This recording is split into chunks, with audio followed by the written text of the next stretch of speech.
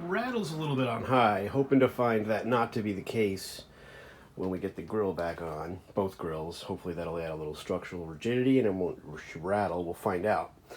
Definitely needs a cord, as so many of them do. It's pretty dry rotted, but just to run it, it's okay. Spins down long because the blade hub is so heavy. And it doesn't hesitate too much when you start it up. It's warm. It's warm now, but even that on low, it starts up okay. So I'm going to go ahead and double check that the set screw is tight, and then put the funny little end cap on. I honestly prefer it without the end cap. I did the same thing with the with Rusty Bob here. It came with that plastic cap for the end, but I don't really care for that. But this one I'm going to put it back together the right way, just to get that done. And to make sure that it clears. Nothing is bent on this one, so it should be okay. Yeah, the motor warms up a little bit. We still got to get the cover on the end there, which I have over here ready to go. And so that's about it. We're going to button it up the rest of the way. I was able to get... I was able to get all these together here. So I think with a crescent wrench and a large, short, blunt screwdriver, you could probably get all that apart. For me, the path of least resistance was to clean this up and get it running if we can get it free, and we did, so that's pretty nice. It's a pretty impressive fan. I can't believe everybody didn't buy one of these and there's just not a million of them, because it's pretty impressive. Who knows if this was expensive in the day, but it's just so well made and sturdy.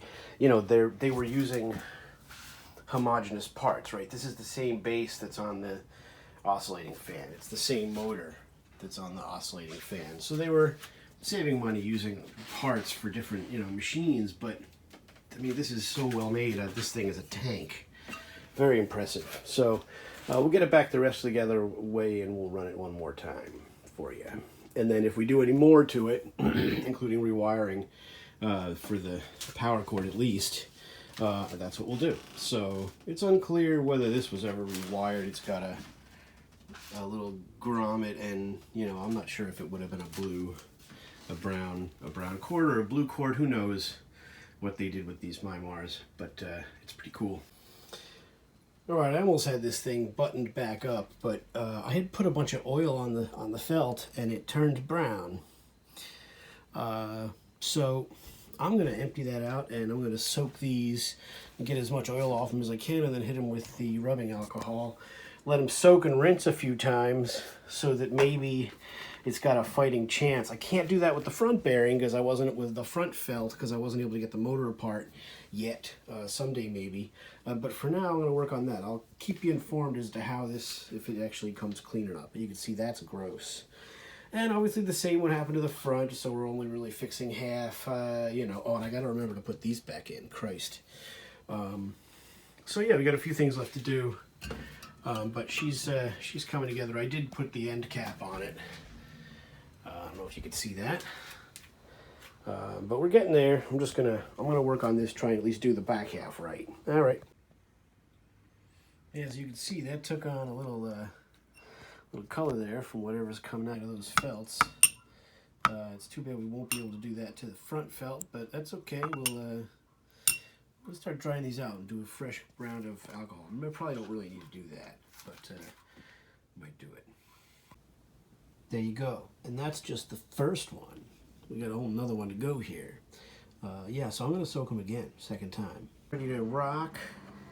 And this is the oil. This is a brand new bottle of this stuff, and it's pretty clear. It's already turning a little yellow from oxidation. And that's why when I looked in here and I saw that the oil I put in was all brown, that was how I knew I got to clean those out. Now, we weren't able to do the front, but we at least were able to do the back. So now we're going to reassemble the rest of this. Oil these up, put them in, not too much excess, and then reattach to the motor. All right, I don't want to put too much. I'm going to put a little bit down in the bottom. And then the first felt, we'll soak that up. Come on, go in there, buddy. Okay, I'm going to apply a little to the top. You could do this all at once, but when I did the GE, I found that it was just too much oil and it kind of was a little messy, the process. And this isn't sealed against there, so any extra, way too much oil is just going to go down here and maybe run out, which we don't really want. So I'm trying to be a little careful about over-oiling this.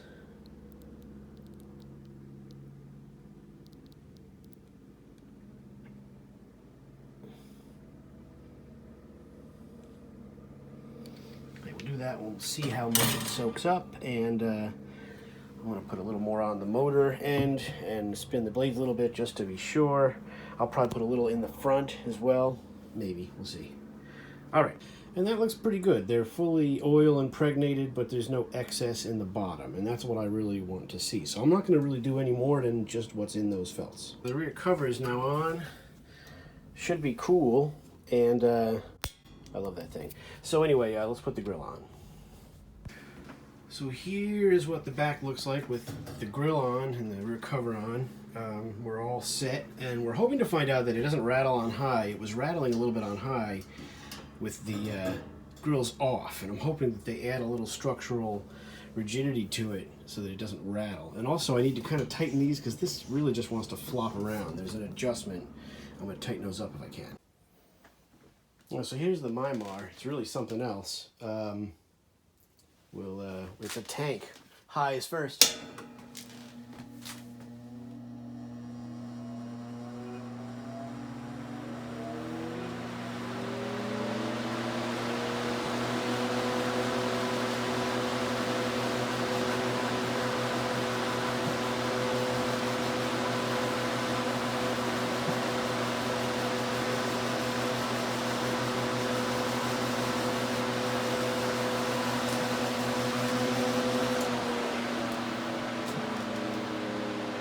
Over to low.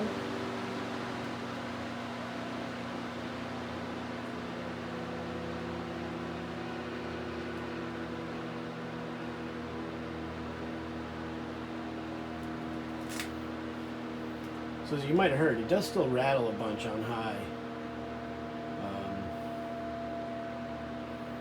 But it's nice on low. It still really moves a tremendous amount of air.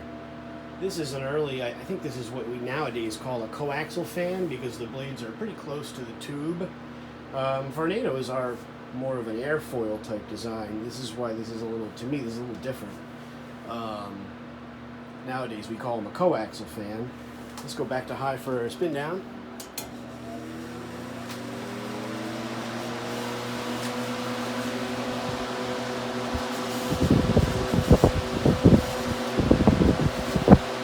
Yeah, it just rattles a little bit on high.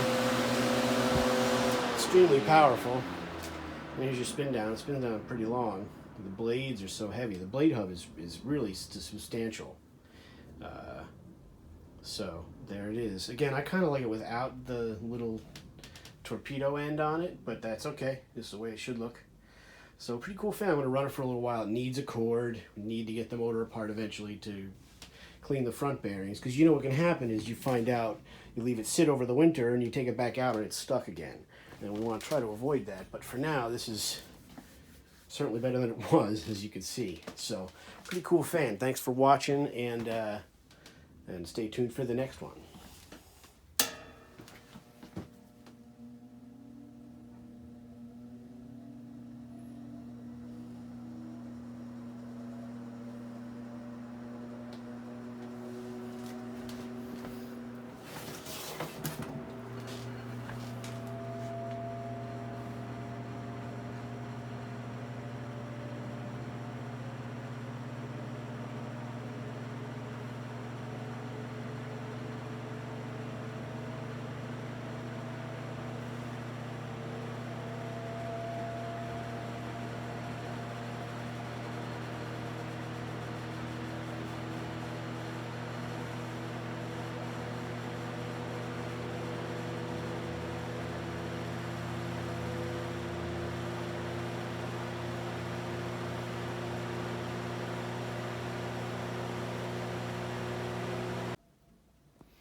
So it should run on high at 1.7 amps. That's what it's telling us. It's model 425. And let's go to our amp meter and see what it runs. We'll go to high first.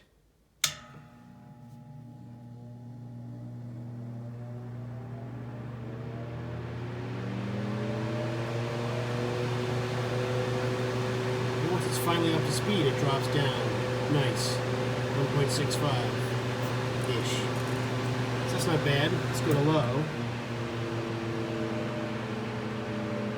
It drops quite a bit lower. Well, no, not really. It drops a little bit. Probably got a choke coil or something. So there you are. That's how she runs. Pretty nice deal on low. Because it moves a lot of air and it's not that loud. It's a torrent on high. Real animal. And it's a pretty cool machine. It does want to rattle a little bit. That's okay.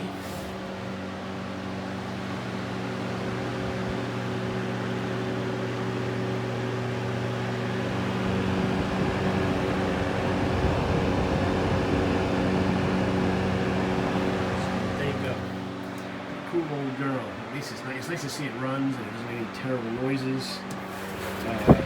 So we'll run it a few times, try to keep it going. Maybe try and run it a few times over the winter so it doesn't get stuck if you remember to do that.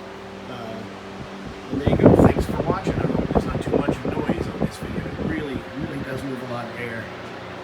Alright, thanks for watching. I've been running for about 20 minutes. Let's do a warmed up spin down from low.